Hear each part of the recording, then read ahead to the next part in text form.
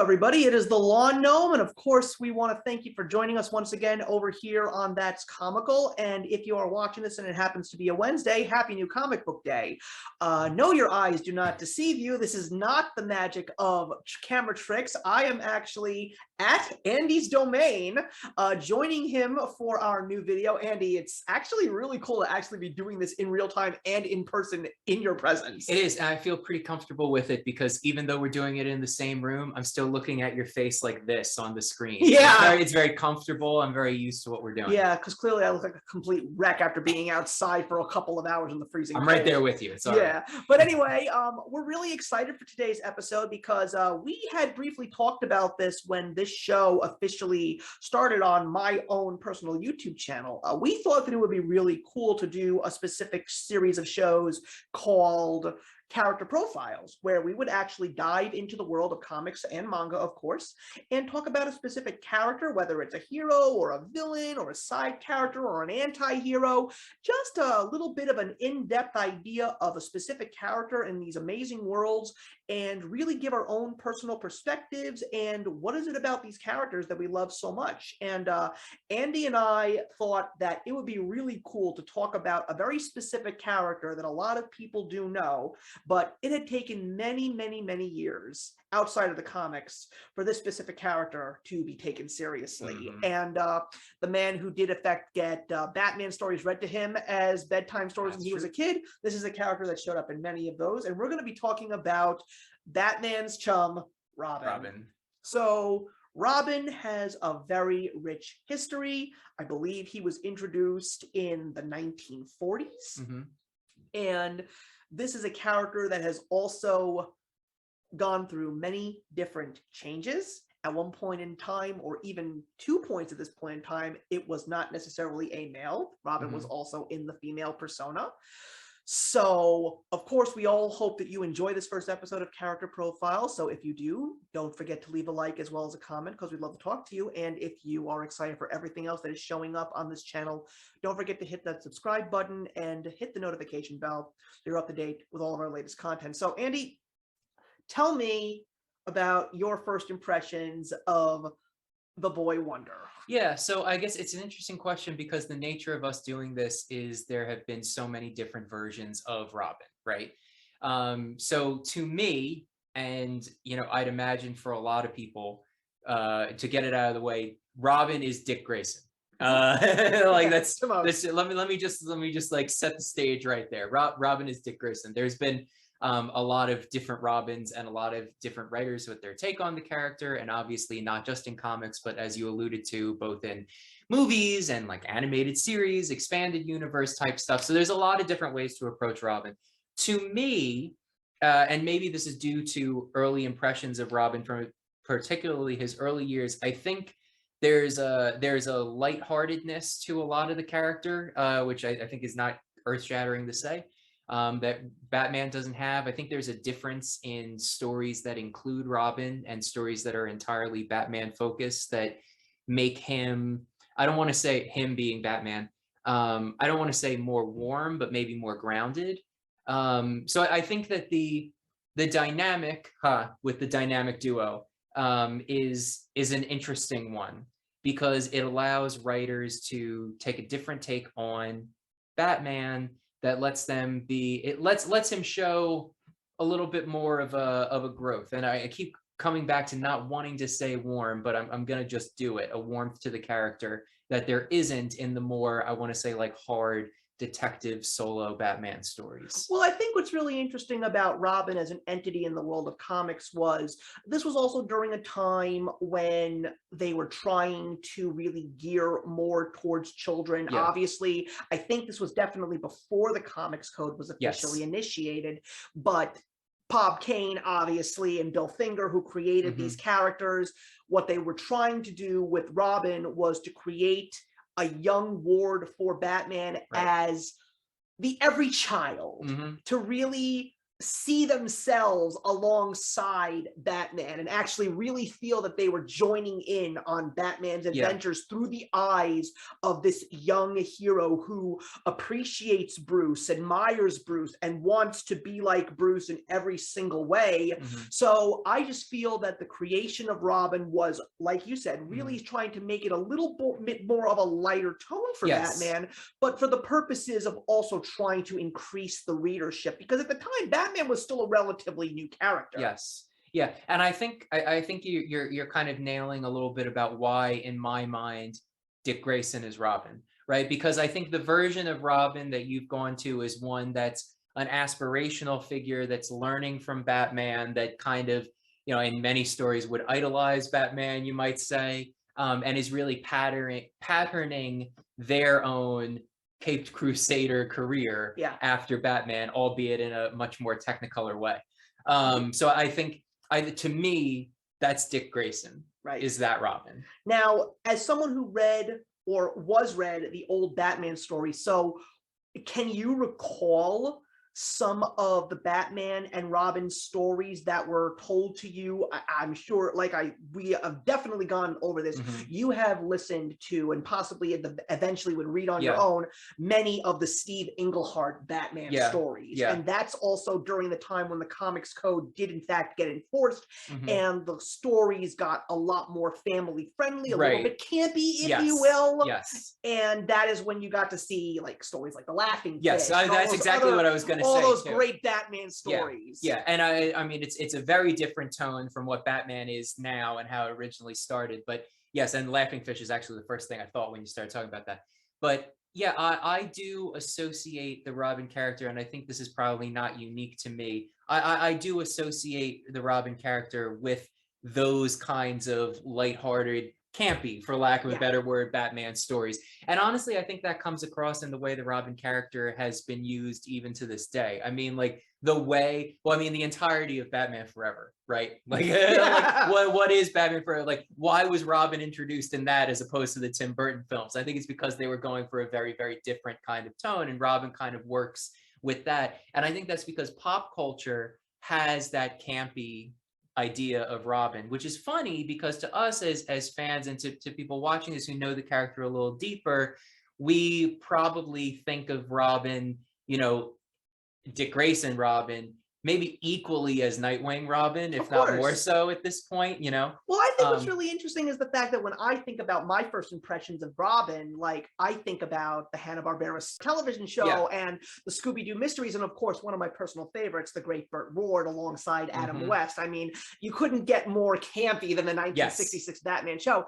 But what's so interesting is when we take a look at something like Bruce Timm's Batman the Animated Series, because I got to be honest with you, I mean, I always loved Batman and Robin and DC characters and other Marvel characters, but around that time of Batman the Animated Series, that was when I was starting to watch the show and also starting to read some of the comics. And that was the first time that I was actually exposed to Dick Grayson's origin story. And it's such a dark, heartfelt story. So you'd wonder, how long did it take the world of DC Comics to really embrace this story? Because at the beginning, when you see Batman and Robin, you would never imagine that a character like Dick Grayson would go through that. I mean, Batman as well. I mean, I'm pretty sure that Batman's origin stories, I mean, honestly, maybe I'm wrong, but I don't know when his origin stories were originally told. I don't know if they were even told in the earlier versions of Detective Comics, but when you take a look at Batman's origin alongside Robin's, they're very similar. And at the same time, to a certain degree, a little bit different, but that's the reason why they connect so well. But at the same time, how do you go from like such dark beginnings to getting to a whole legacy of comic books and early television and cartoon shows that have them like so happy-go-lucky?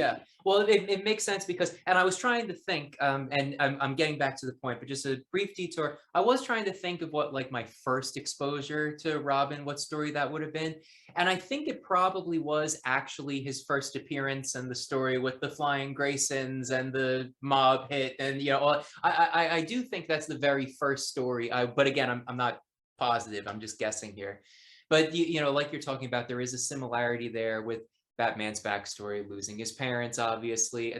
There's layers there that make it different since it was more of like an organized hit with Robin, and it kind of gives him, there's like a more traditional vengeance story you can kind of track. Batman has this broader like crime upon Gotham that he blames. I mean, obviously we have Joe Chill and there's a face to this stuff, right? But I think the conception of the Batman character is more random violence, what is Gotham, and there's a little bit more of a personal vendetta thing in that kind of conception of the Robin story. And then going to how do we get to the kind of happy-go-lucky campy take on it, I think there's a few things there. I think by making the character brightly colored, it made it just more, well, what's this? This isn't realistic. You know, they're fighting crime at night. He stands out next to Batman. So it goes to that, which obviously comes up in a lot of other media at this point. But there's that going on. I think based on when Dick Grayson was introduced, we were kind of going through this renaissance of understanding, if not childhood, but teenage years as kind of a distinct like part in human development. And I think as more media started to be geared towards that demographic as well, people started thinking of Dick Grayson differently, that he isn't a small adult, but a decidedly different stage of human than Bruce Wayne. I think that's one of the other interesting things about Robin, because Robin was also one of the first well-known comic book characters to really go through an evolution, because eventually Dick Grayson would no longer be the entity of Robin, and he would come into his own hero as Nightwing. And that just shows you the popularity of the character and the generations of people from the 1940s through the 1970s who loved this character. Why not have him grow with the fandom? Is that, and you know, apologies to viewers who have not seen every bit of content on this channel, but why haven't you seen every bit of content on this channel? That's a good question. We talked about Kingdom Come recently. Yes. I am completely blanking. Help me out here if you happen to know. Is Red Robin in Kingdom Come Dick Grayson? The characterization of Red Robin in Kingdom Come is very much Batman 2. Yes. Because there's the cowl and the seriousness of the character. And so the same way we're talking about Dick Grayson kind of grows, becomes Nightwing, who, while his own person entirely, you can see the through line to Batman a lot more clearly. There's that kind of dour, you know, Cape Crusader, creature of the night kind of thing. But I asked that about Red Robin just because I think of broadly the Red Robin character as it is Dick Grayson. Nailed it. Good job. Okay, I got it. Good job. So this is an interesting thing. So and again, before we go on to the other Robins, but it's interesting to me that it's Dick Grayson who's specifically the Kingdom Come Red Robin, because like I said, he's a much more serious take on the Red Robin, like what's the word I'm looking, not nomenclature, but the identity than we see. And I think that's because it's Dick Grayson. I think it's because while there are other Robins, and we will talk about other Robins, it goes back to what you were saying, Steve. He's the one that I think is, if it can be said, there's a true believer. I might call that Dick Grayson. There's others that like you might be able to argue that about as well, as I'm sure we'll get to. But Dick Grayson for me is the boy wonder who grows into his own and resembles Batman most strongly and kind of takes into heart the ethos of the Bruce Wayne Batman character. Right. So then we move on a little bit later into the 1970s. Dick Grayson eventually become Nightwing. We were introduced to Batman taking on a new ward, and this is the character named Jason Todd. Now, Jason Todd, I will say, was the perfect character to come out at the perfect time for comics, because we were now officially getting into a time period where people who were getting into the world of comics, meaning the people who were writing and drawing the comics, were trying to break away from the campy. So you were starting to see emerging artists like Frank Miller and Alan Moore and all of these people that would eventually define the 1980s. And we were getting a very different kind of Robin with Jason Todd, because this was not the kind of character that admired Batman. He was very rough. He was very brash, because this was a boy that was found by Batman who came from the wrong side of the tracks. And this was a kid that was willing to go the extra mile to cross that proverbial line that Batman always tries to stay behind. He talked back to Batman. He didn't listen to Batman. And so DC Comics basically says in the late 1970s, early 1980s, they actually decided to send out a vote to the fans. Yeah. And they said, we have a question for you, oh DC faithful. Would you like Jason Todd to live, or do you want Jason Todd to die? So I will be honest with you, my friend. If the fans actually voted for Jason Todd to live, I personally don't think that comic books would be where comic books are right now, because this led to the storyline that would eventually be known as Batman's greatest failure. Yeah. And so there's a few things about Jason Todd, then you hit on the important things. It's interesting to see them bring in a new take at Robin who has that more rebellious streak, if you want to talk about it like that, maybe. Because, you know, what I was saying was, as Dick Grayson grew, we kind of saw comic writers starting to focus on a new demographic. And I truly think thinking of teenagers as its own demographic, unique from smaller adults. And I think Jason Todd filled that role at the time really, really well. Talking about Jason Todd, live or die, I think DC probably knew how that vote was going to go. Yeah. Mostly because I think there's a certain streak in fans of like, will they do it? Will they really do it? You know, right? Because it's because of the fact that we were coming out of an age where everything was just so light and fluffy and gimmicky. Like, were we actually going to see DC Comics cross that line? Yeah. And we did. And obviously, you know, there have been further stories with Jason Todd, and there are notable return to Jason Todd, and we can talk about current use of him.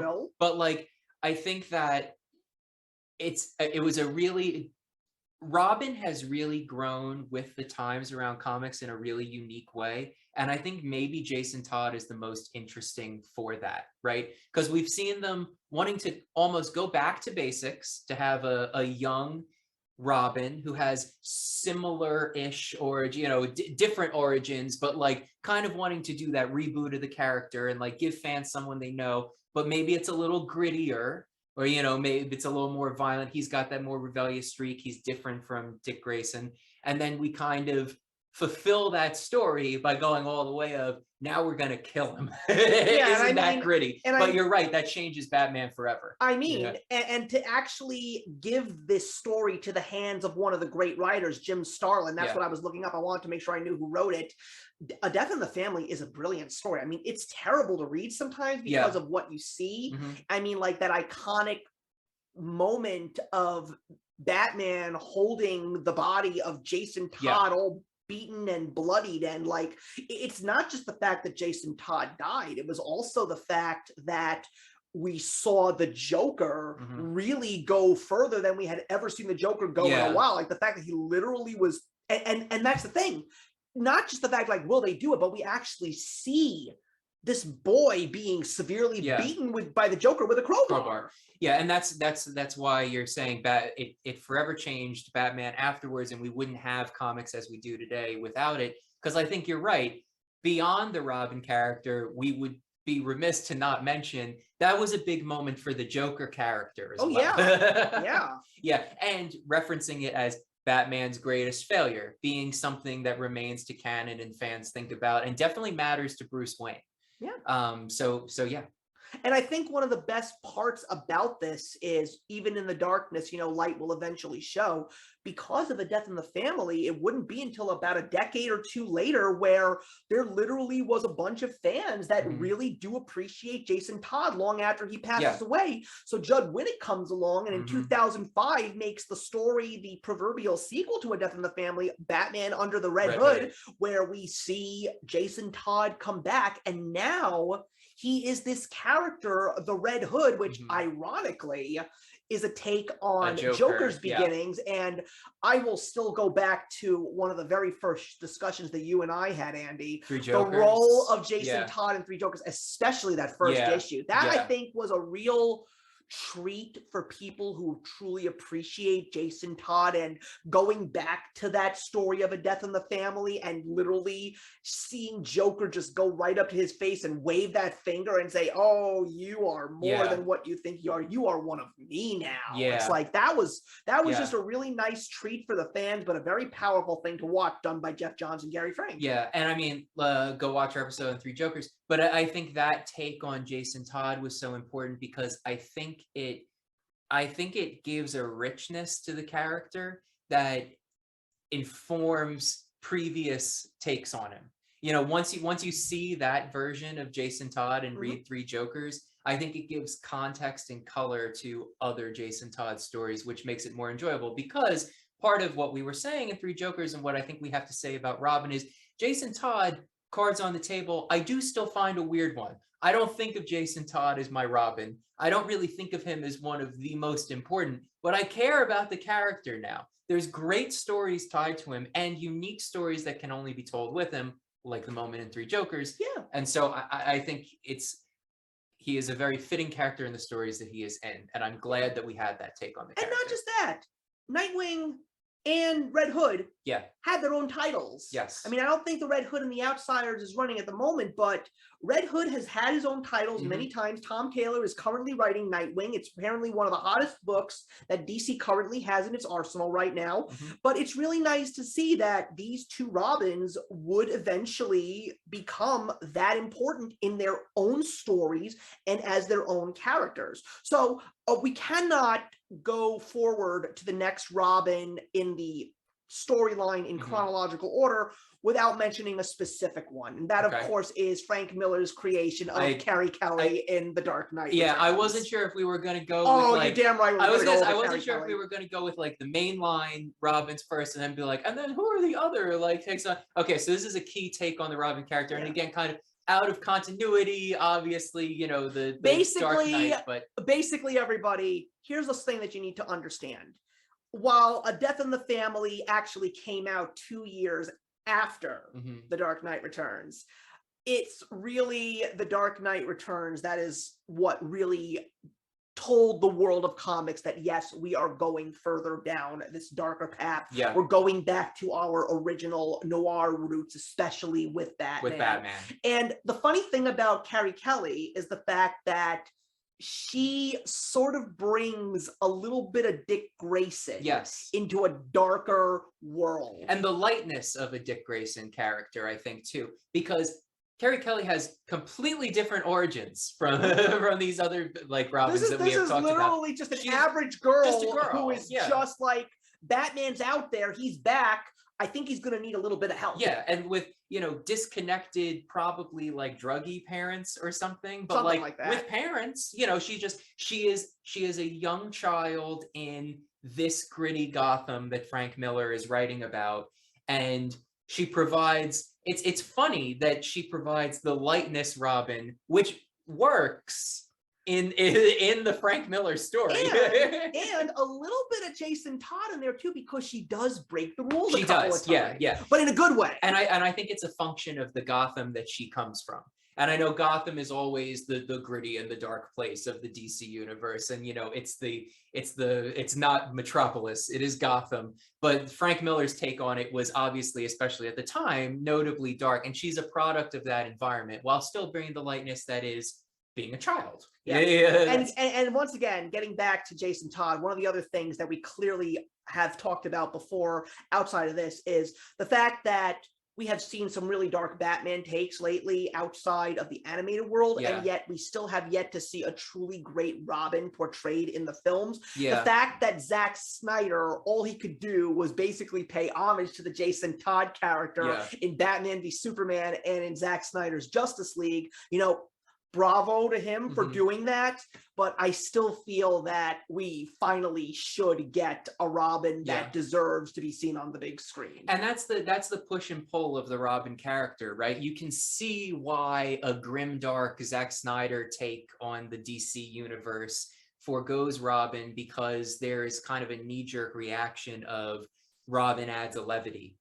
That he doesn't necessarily add based on these very like grim stories we're talking about right now, which I think is also a key part of some other Robins we're probably about to talk about. Oh yeah, we're going to talk about my Robin, Mhm. and as much as I love Dick Grayson, this was the version of Robin that I read in comic books at the very beginning when I first picked up Nightfall. That Yeah, was mine, and that of course is Tim Drake. yeah. Now, Tim Drake is a very interesting Robin because I kind of feel, has gotten the raw end of the stick in recent years Hmm. because he comes into the world of Batman in the late 80s, early 90s in a very interesting way.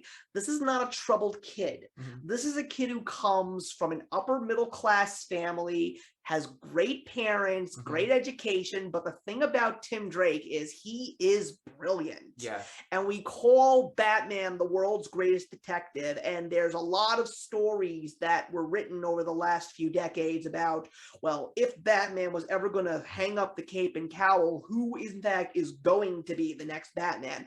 Now, a lot of people keep saying that the burden will fall to Dick Grayson, but the truth of the matter is Tim Drake's character, basically a crime is committed. Hmm. He knows that Batman needs to solve it. And just through his own ingenuity and know-how, Yeah. he finds Batman himself. He finds the Batcave. Yeah. He finds Batman. He has Batman reveal himself.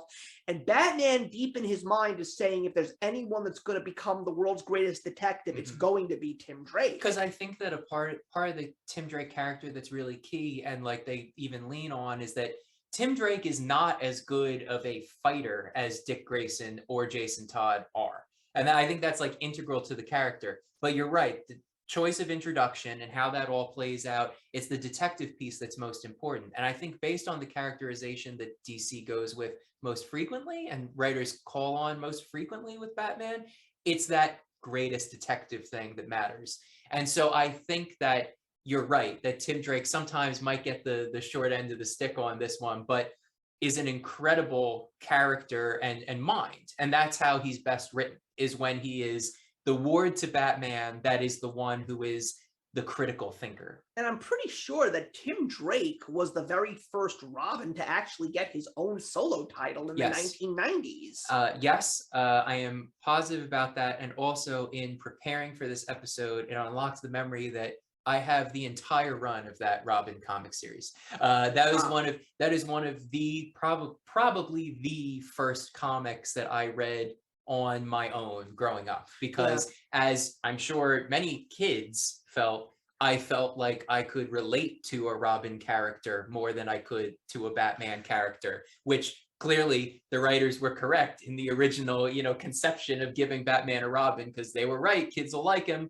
Exhibit A. Well, and so I read that entire run when I was a little kid. And what I really think and that's so funny, because what's very interesting about Robin getting his first solo series was it actually took place at a time where there was no Batman. Yep. Bruce had just gotten his back broken by Bane, Yes. and Azrael had taken up the cape and cowl, and Robin didn't want to have anything to do with this guy because this guy was completely out of his mind. Right. So we get a solo title where Robin is basically on his own, and it's really cool. He's got his own little cave. He's got his own car. Yep. So it's really like something, again, an evolution of the character. This is not a kid. This is where the teenagers get to see a teenager being a young detective and trying to hold down the fort, while Azrael is basically going over lines that shouldn't be crossed, while we're, God willing, hoping that Batman is going to get better. And I just love the fact that when we see Knight's Quest and Knight's End, Nightwing comes into the fray. He teams up with Tim Drake at certain points in time, and they both help Batman get back to health. And eventually, Batman will put on the bat suit again, but that is also the time where Dick Grayson puts the bat suit on for a limited amount of time. But again, it is very interesting because Batman clearly believes that Tim Drake is the better detective, but he also believes that Dick is the one that's going to be the better street presence. Yeah, and that makes perfect. And again, it shows you. I think there's a lot of people who think that the different incarnations, let's use that word, of Robin, are it reboots, cash grabs, trying to continually just let's do the Robin that everybody knows, give Batman a kid that's next to him.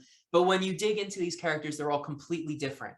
And I think the fact that we're able to talk about that and analyze the idea that, like, oh, Batman maybe sees Dick Grayson as the street presence one, sees him as all this, goes to show these are all fully fleshed out characters in their own right that are not just every few years we gotta age Robin down so that he can always be the boy wonder. It's way more to it than that. Yeah, but then of course, when we talked about how earlier we kept talking about how Tim Drake gets the raw end of the stick, and you couldn't get a more raw end to a specific stick when Damian shows up. Yeah. So I don't know. I have the least to say about Damian of any of these incarnations of Robin. I think that's probably really telling. I don't know. I read Batman R.I.P. before this a couple weeks ago, and like he's in that early. Like I'm not interested. I don't much care for the for the Damian take of the character. I gotta say that Damian, he hasn't really been one of my favorite characters, but if I will say, if there's one thing that's positive about Damian, is he's really giving Batman new dimensions, because you think about the fact that at this point in time, Batman has been the person who has been looking after 3 different boys, and now he finally finds out that he has his own biological son, and he can't seem to find ways to control him. But that's also because of the fact that for a long time, Damian Wayne had been under the care of his mother, Talia al Ghul. And again, this was a son that Batman didn't even know he had until he showed up with Talia in the comic books. And because of that, he becomes the new Robin. Tim Drake, DC doesn't even know what to do with him anymore, which is like, he's gone through so many horrible changes. At one point in time, he did get the alias of Red Robin because obviously Damian would become the new Robin. There was a really good potential idea that DC Comics was doing with the Rebirth story, but then eventually it all fell apart. And that's what a lot of people who are reading comics right now have to say about the biggest fault for DC right now. And they really just said, well, what can we possibly do to make Tim Drake relevant? Let's just make him bisexual. So again, I don't have any issues with the fact that a character is bisexual, but it just shows us that, this is a character that came into the world of Batman in the 1990s. He connected with a lot of different fans. They had so much potential. And they had no place for him. And they don't really know what to do with him right now. And it's really, really sad. I mean, I'm not even going to touch the fact that at one point in time, he was going under the superhero alias known as Drake, because nobody really cared for that. But Damian, I will say now, is starting to become a character all on his own, and we can have to thank Josh Williamson for that, because Josh Williamson gave him a very interesting story, along with the help of Tom King and James Tynion, because when we had the story City of Bane, before Tom King ended his run, he did something that really changed Damian for better or for worse, and that was the fact that they killed Alfred. And this was a man, whether or not he connected with his father, he loved Alfred, Damian meaning, to the point where he believed that Batman, his father, could have done more to prevent Alfred from getting killed, and he walks away. And now Josh Williamson has been writing a new Robin title with Damian as the lead, and people are saying that it's really given a lot of new dimensions to him, not to mention the fact that we also have to give a lot of props to the fact that he became friends with John Kent, and we had the Super Sons. People really liked that run as well, because we got a little bit more dimensions, as well as him being with a character his own age. But again, because of all of the quote-unquote damage Damian has done to a really great character, it's just not one of those characters that I really want to learn a little bit more about. That's just my own personal opinion. I mean, I will say that I am biased in that I have not read enough of like current Damian stories and seeing takes on the character. I just simply haven't. my understanding in my like introduction to Damian and his use in the stories I have read is more about Bruce than it is Damian or Robin. I think he has come across to me as more of a device in that, like what you were saying, you know, he's got these wards and these rich history with these three other Robins, and then it's like, but his biological son he can't connect with. Yeah. And it's like, okay, that's a Batman story. That's not a Robin story. He's more of a device than a character.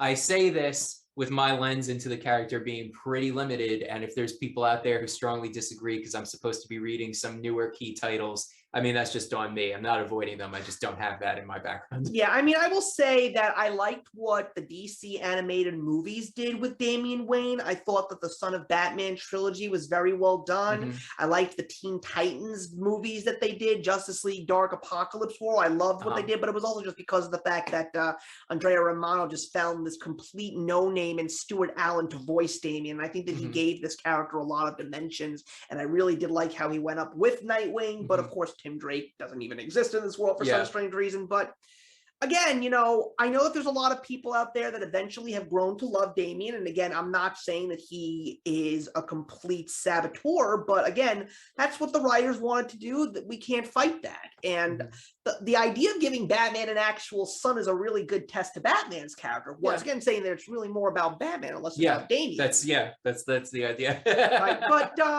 there's a place for that. I agree. There's a place for I that. agree. Yeah. I don't know where the world is going, but the interesting thing now is that it's not just about Batman and his ward. Now there really is the idea of the Bat family. Right. So we have Batgirl, we have Orphan, we have, oh shoot, I can't even remember all these characters' names. Batwing and Signal and oh shoot, what is Stephanie Brown's character's name? I cannot remember her superhero name. No. And Huntress. Like I feel horrible that I'm mentioning but you're right. It's Bat family. And here's the thing, it's that broad that really broad list of Batman related characters. And so here's the thing, when to take everything back, right? And like when you tell a Batman story with a Robin, you know, inherently you can see why writers think of it a little bit differently, because isn't that weird that we're talking about Batman who's defined by the loss of his family as a critical piece of the Batman story is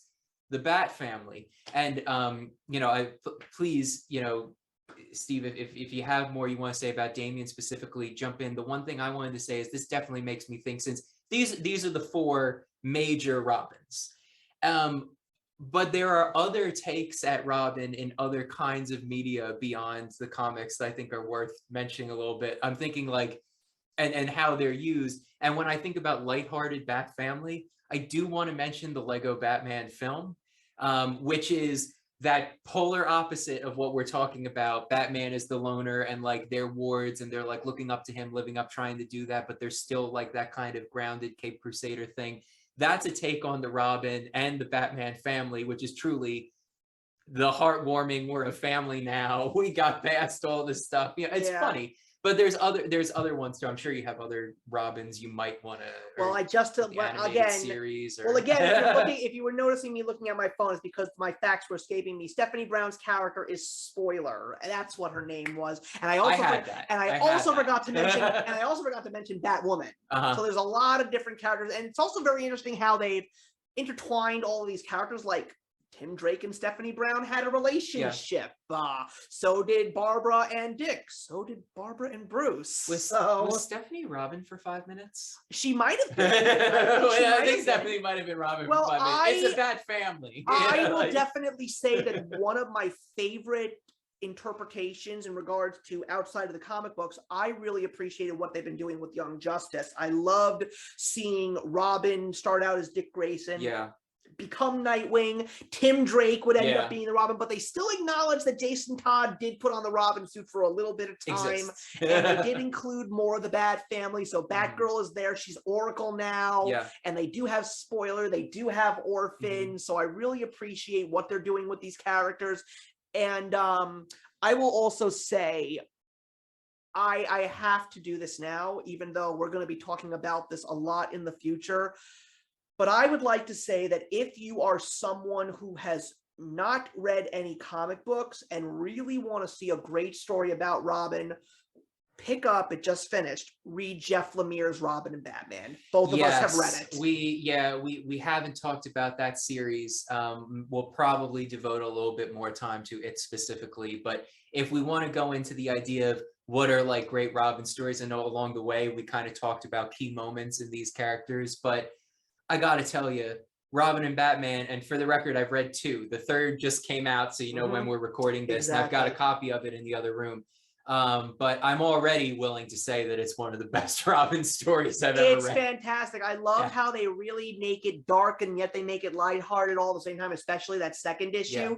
But I love the fact that in issue number 1, they give you a reason as to why Robin wears the colors that he wears. I personally thought that that was wonderful. Yes. No, it's a fantastic story. We will make a point to talk about it in whole in a little bit more detail. Oh, it's going to be, we're going to be doing a whole episode of creators notes dedicated to Jeff Lemire, because this man is literally firing on all cylinders right now. And even though he's gotten so many great indie titles out there right now, like Maze Book and Primordial, this 3-issue Batman story with Robin just killed it. It's out of this world. And again, I'm saying this having read 2 of them. I have not read the conclusion of this yet, but God damn, this thing is good. And the funny thing about it is, if I were to be perfectly honest with you, that could have been any of the Robins, and it still would have been a great story. Oh, I think so too. I think that's true. And it goes to show you, to bring things home, it goes to show you that there is a through line to these characters. I think the Robins that have been written reflect the times that they are written in. They reflect where the readers are, or where DC's writers have thought the readers are, with varying degrees of success, but an important like mainstay of comics. For people who are not diehard comic fans, they know Batman and Robin. They have conceptions of this character. It's an integral part of the Batman story. So to conclude this episode, and this was a great first episode of character profiles, I'm really excited for some of the other characters we're going to tackle in this year. So what is your favorite incarnation of Robin? You can give us the persona behind the mask. It could be a comic, it could be a movie, it could be a television show. What's your all-time personal favorite? Yeah, it's a big question. There's different ways for me to think about it. Having unlocked the memory of Tim Drake, the series being like the first thing I read on my own, and read all of it, which is really funny that that's what I was reading when I was like 5. But like, that I'm tempted to say that, but I'm going to say that, you know what, it's funny, we haven't talked about it like almost at all in this, but when I think of Robin, I think Dick Grayson. But when I think of Robin, I think of Batman the Animated Series. And I think a lot of people, and at some point maybe we'll talk in depth about the animated series, because I think a lot of people think of Batman the Animated Series as perfectly formed and the touchstone version of Batman. I think to a certain extent that is how I feel, and maybe that's revealed in part by when you ask me this question, my gut reaction is, yeah, I think of him as Robin in Batman the Animated Series. That's like my touchstone key frame of reference that all other Robins like flow from, is that incarnation of we Robin. have to talk about Batman the Animated Series. We are this year because it is the 30th anniversary. 30th anniversary, duh. So a little tease, everybody. I didn't intend on saying this, but in September, which is the month that Batman the Animated Series first aired back in 1992, hopefully we're going to get the whole crew together and we're going to be going over our 3 favorite episodes of the show. Yeah, to translate, Steve just said I blew it. No, you didn't.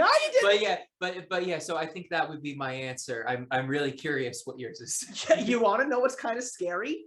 I actually think that my favorite incarnation of Robin is Damian in the animated movies, because when I first watched the second film that was part of this Batman and Son trilogy. There's Son of Batman, and then there's the second one, which is Batman versus Robin, and then there is Batman Bad Blood.